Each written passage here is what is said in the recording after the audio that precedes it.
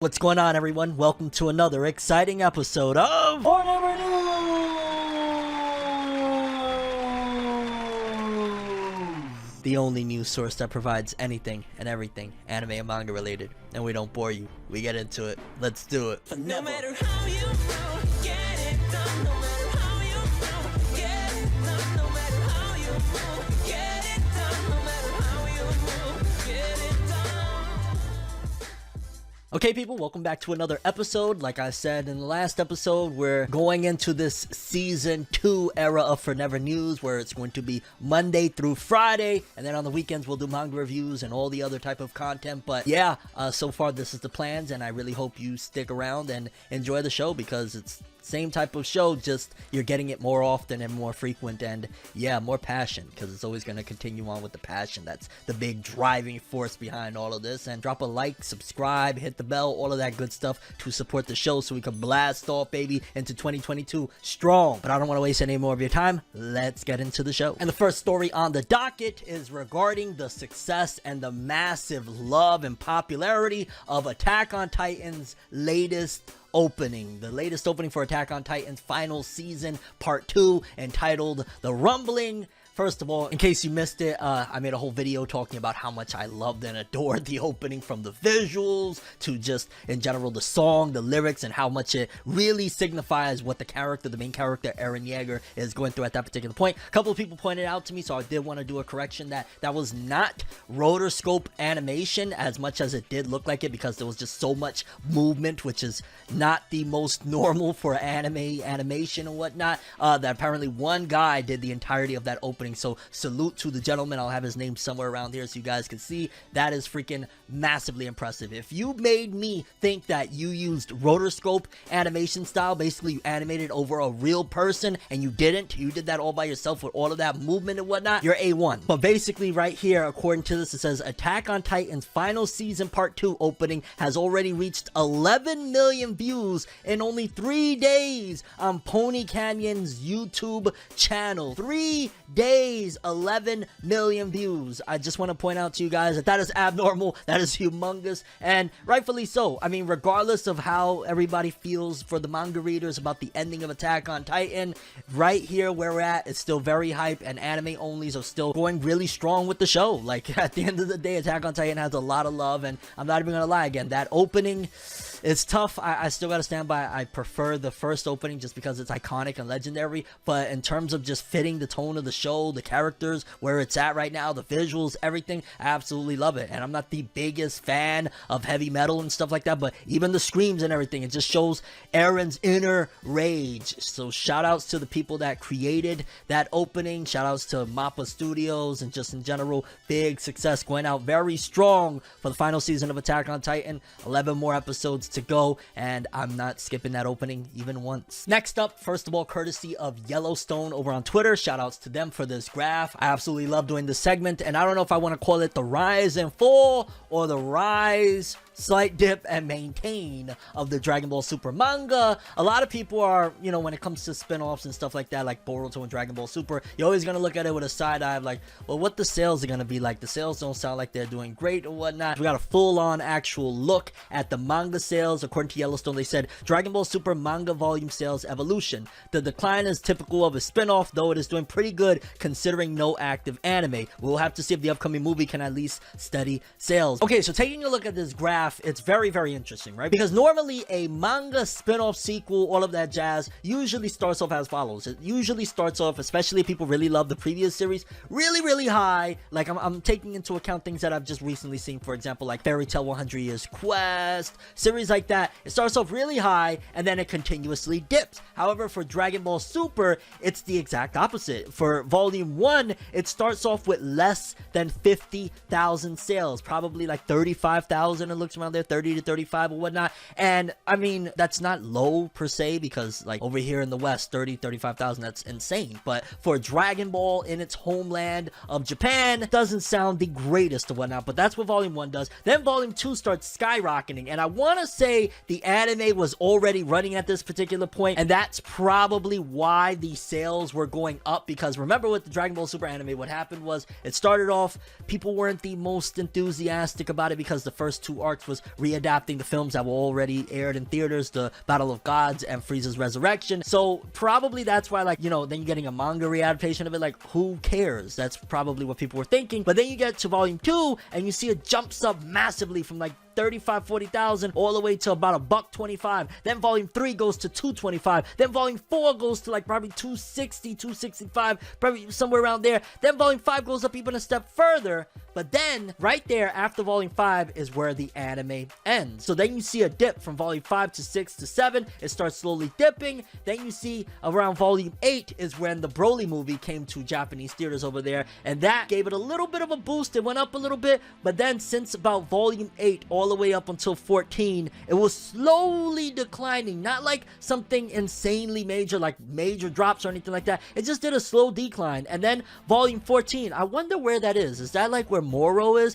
Maybe that's like the climax of Moro, because then it went up slightly, and then it's kind of just been like fluctuating in the realm of around about $170 maybe or something like that. It's kind of just staying in that realm, and I think a lot of that is due to they probably in Japan really enjoyed the climax of the Moro arc, and I think Granola the Survivor is definitely a big benefit to the series right now. I think a lot of people, because I know over here in the West, we've really appreciated and enjoyed a lot of what's been done with Granola the Survivor, this whole entire Granola arc and whatnot with the heaters and everything. Like, it's been pretty freaking awesome. So I think the quality of this arc is really what's maintaining, because mind you, we haven't had anything anime related to push the franchise since 2018, since the Broly film. I mean, we got the announcement of Dragon Ball Super Superhero, which we'll see what that does. I don't, in my opinion, and we'll check back on this come April or whenever the next volume comes out after the film or whatnot. We'll see if the sales of the manga go up after the film. I personally don't think it's going to have any impact at all. That's just me. I don't think the movie's going to have any impact. It might go up, like, I'm talking 20,000 for the next one, but I don't see anything like skyrocketing, just because the movie itself feels like an experiment. But we gotta wait and see. And either way, Dragon Ball Super's manga run so far is really fascinating. How it started off abysmal, and then it just kind of just fluctuated between like 225 and 175, and it's just been there, which is a pretty good thing, honestly. I think a lot of that, of course, is due to the fact that it's Dragon Ball. People all over the world, and especially if this is just culminating from Japan, this is the home base, people are gonna go pick up those Dragon Ball volumes regardless. And if the word of mouth is like, yo, some pretty epic stuff is happening, the writing has gotten better with this latest arc, people are gonna run out and get those volumes. So shout outs to Dragon Ball Super. Just very, very interesting sales figures for the entirety of the manga from volume 1 through 17. Okay, people, next up we got some really dope announcements for Shonen Jump Plus. Apparently they got some new serializations coming into the magazine. In case you don't know what Shonen Jump Plus is, it's a digital only Shonen Jump app that houses series like Kaiju number 8, Spy X Family. I believe they're just now getting, you know, Chainsaw Man 2 whenever it decides to return and whatnot. So it's a pretty big juggernaut of a digital magazine, and the new serializations that they got coming, to be honest with you, it gets me excited just because Shonen Jump Plus seemingly doesn't disappoint with its quality, which is a very, very dope thing to say. But according to this, it says Shonen Jump Plus app January serialization round. So January 17th we got Make Heroine wo Kate Setai by Michiru Nakayama and Ashigaki Tei, which I want to say that's the first one if I'm not mistaken, where the girl's holding up like a paper. And then January 30th we got Anten Sama no Haranochi by Yotsuga Itsuza, and the art on that one kind of looks interesting. And it says here also the first work of this new batch is based on the one-shot with the same name published back in Jump Giga 2020 summer. The second one, as we posted a few days ago, is based on another one-shot with the same name from Shonen Jump Plus's app. So it seems as though these are both based on some one-shots that actually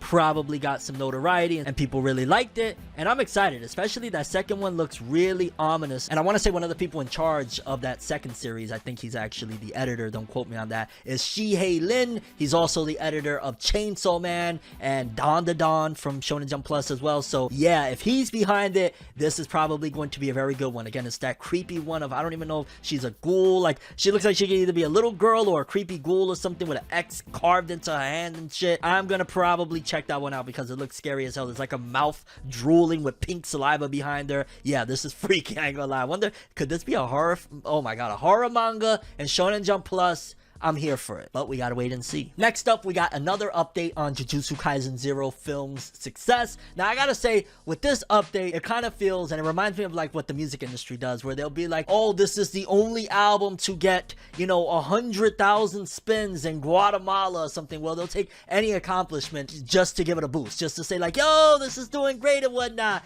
Because, like, just let me read the headline to you. Jujutsu Kaisen 0 is now the 80th highest earning film in Japanese box office history. Who celebrates like, yo, we 80, baby? Like, if it was like top 10, top 5 or something like that, that would be something like, oh, wow, even top 20. Like, but 80th, it sounds like, to be honest with you, Jujutsu Kaisen 0 is doing great, but it's not nowhere close to what Demon Slayer. Let's just get that out of the conversation already. It's not even competing anymore at this point. It's probably doing, maybe meeting the expectations or slightly above, but it's not like blowing shit out the water or anything like that. Like if they're celebrating, oh, it's the 80th highest, which it'll jump up. It'll easily within a couple weeks be at like maybe 50th highest, 40th highest. But again, it's not like the big accomplishment until you're saying, oh, it's the 20th, it's the 10th, it's the 5th or stuff like that. And I'm not trying to downplay it by any means, because I want to see this film succeed. I wanted this to compete with Demon Slayer. Just gotta throw that in there. But it says here, Geki Joban Jujutsu Kaisen 0 anime film has sold 5,671,950 tickets for 7,714,084,650 yen, approximately $66.91 million, almost $67 million,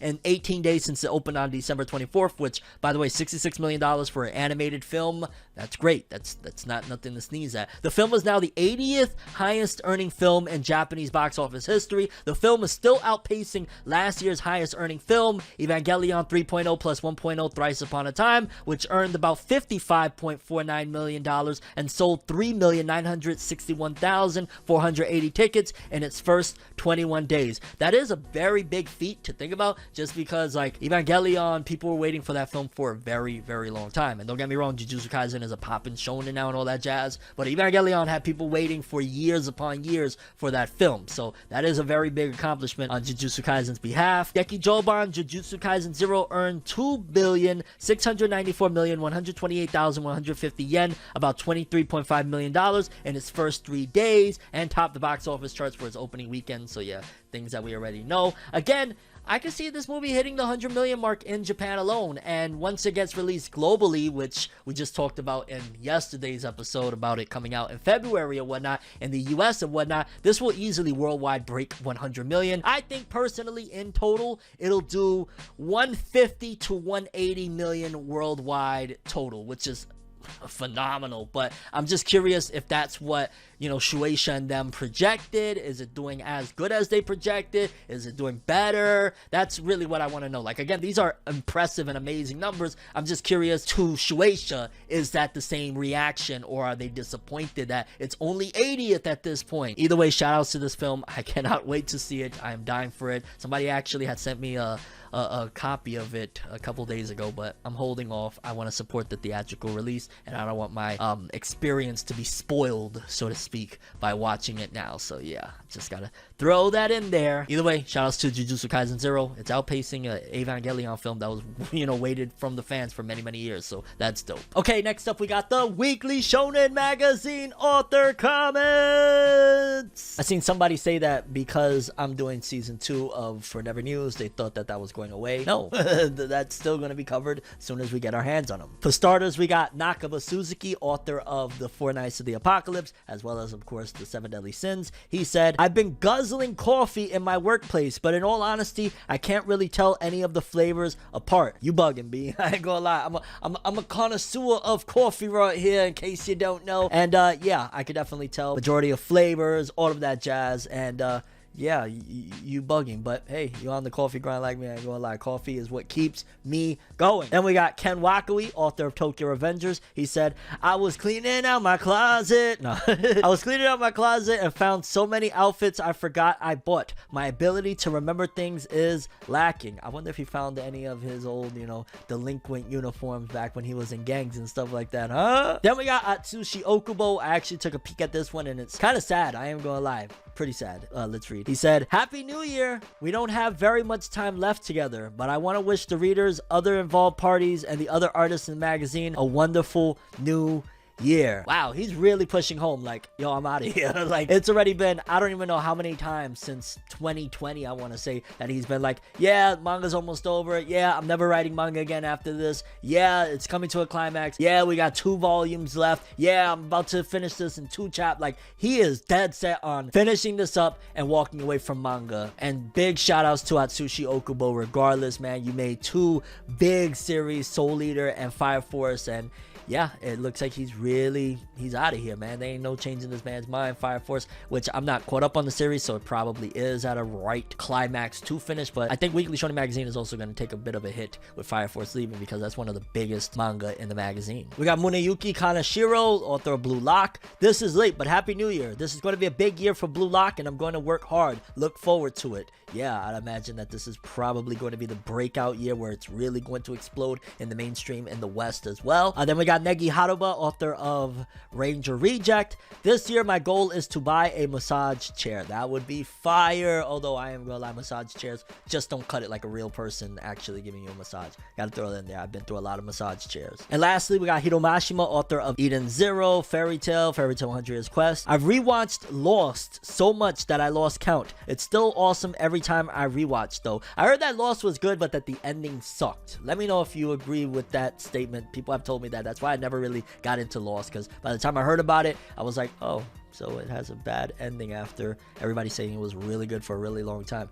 Reminds me of a couple of manga I know. No shots, no shots. And yeah, people, those were the Weekly Shonen Magazine author comments. Always a treat. Okay, people, next up, it's been quite some time since here on Forever News we covered this, but Demon Slayer Season 2, in particular, one of the latest episodes, was just massive, and everybody's been talking about it, and I don't want to get into spoilers and whatnot, but basically, the Entertainment District arc is really heating up with battles, with Tanjiro and everything like that, and we got the Japanese animation TV rankings from December 20th through 26th, so this is not quite covering that episode yet, but this gives us a little bit of insight into how successful the Demon Slayer anime has been thus far, and it's I was gonna say slaying, no pun intended, but it's doing massive, man. Like, I've never have seen a TV anime of a shonen series of any kind, whether it be One Piece or whatnot, doing what this is doing. Like, it is literally in this week of December 20th through the 26th, number 2 with a 7.4, only under a kiddie anime, Saze-san, like, you know, the type of Curious George animes out there and stuff like that. Like, that's the only one that's beating it. It's beating out Detective Conan by 0.3. It's beating out Yashahime, which I never thought in a million years Inuyasha spinoff was going to be that freaking successful. That's getting a season 3 hands down. Like, it is always on the charts, and it is beating out One Piece by over double. One Piece is at 3.5. Demon Slayer has a 7.4. Demon Slayer got Japan by the cojones over there, by the cojones, because these are incredible. I cannot wait to see what the ratings are for the latest episode that just happened with, you know, the whole Tanjiro and the battle and all that stuff, where things is cooking up and heating up in the Entertainment District arc, because if that did a 7.4 for that episode, and I think that was just like one of the setup build-up episodes, that episode is going to go through the moon, probably a 9.0, 10.0 type of vibe, which Demon Slayer Entertainment District arc, I really wish that we wouldn't have gotten that recap and wasted episodes on, you know, just more Mugen Train that I already saw a couple different times. Like, this arc right now, Red Light District, is fire, fuego, and these ratings are 100% reflective of it. Okay, people, and lastly, a little bit over on the comic book side of things, one of the big artists right now that is taking the world by storm over there, he's been working with Milestone Comics on the Static Shock reboot, remake. He's been making a lot of noise, and it's one of my peoples right there, Nicholas Draper Ivory. I always forgive me, homie. Just hit me up and correct me on how I'm saying your name if I'm butchering it. My fault, never intending that. But my boy Nicholas, he has been tearing it up with Static. He has been making a whole bunch of noise. He's getting a whole bunch of love out there, which I'm so happy for him. And recently, a couple of things have went down where, for starters, he did something really cool. He said here, for starters, with this one, it's not a secret that manga has had influence over my run on Static. So as I wrap up the 6th issue, which I want to say that's the final issue of Static's run, this initial run, I wanted to draw something I've been wanting to draw for some time now. The Milestone characters in the style of Akira Toriyama. As oversaturated and overdone as it is, I hadn't seen anyone attempt it with milestone characters, so I wanted to try my hand at it. Rocket and Bulma have a similar vibe, and I feel like that will track, so I'm going to draw her next. Icon and Hardware shortly after, and he said, okay, back to work, which he showed this image that he drew of Static in the Dragon Ball type of vibe, and it just looks freaking awesome with Dragon Ball art style and whatnot. Like, he did a phenomenal job. But also, I saw this article picking up and making rounds, so I wanted to cover it as well, because my boy Nick is making noise, and I love to see it. He said, if I was ever asked to do something else for DC that isn't Static, it would have to be Batman Beyond. No exceptions. But Nick, what about... No, I know what I like. Sorry, I've been listening to Close Combined live by Richie Houghton, and I'm seeing dope scenes in my head, and oh my god, Nick, if they give you the opportunity, you gotta jump on it, fam, because I know you would slay it with the art, and just in general, you would make something really, really freaking hype, and I hope it happens. I would love to see it. I mean, I'm a big, massive fan of Batman Beyond. That was a big part of my childhood, and to see it being brought into this modern world with Nick's insane art style, that would be freaking hype. And who knows, man, maybe who knows what could happen in the future. You never know. I mean, he's doing a bang up job on Static right now, making a ton of noise. I would love to see him give a shot at a Batman Beyond remake, and I think it would be very, very dope. And yeah, people, those are all the stories we have for today's episode. I'm curious what you guys think. Favorite story of the episode, something you want to see me mention. As you can see, we are diving into not only anime and manga world, we're also talking about American comics and all sorts of stuff like that. So hit me with what you got, and if I'm interested, I might give it a shot and dabble in talking about that story. But that's all I have for this one. Thanks for watching. Hope you enjoyed. If you liked anything I had to say or enjoyed the video, drop me a like. I'd greatly appreciate it. And if you want more from me, make sure to subscribe. Follow me on Twitter, Instagram. Hit that bell to get all notifications. And if you want to follow any of my other social media, links are in the description below. I'm ForneverWorld, and as always, people, have an awesome day. And remember the golden rule: anime and manga for life. Bye. Have an awesome day. Peace in, and you guys just watched another episode of FORNEVERNEWS.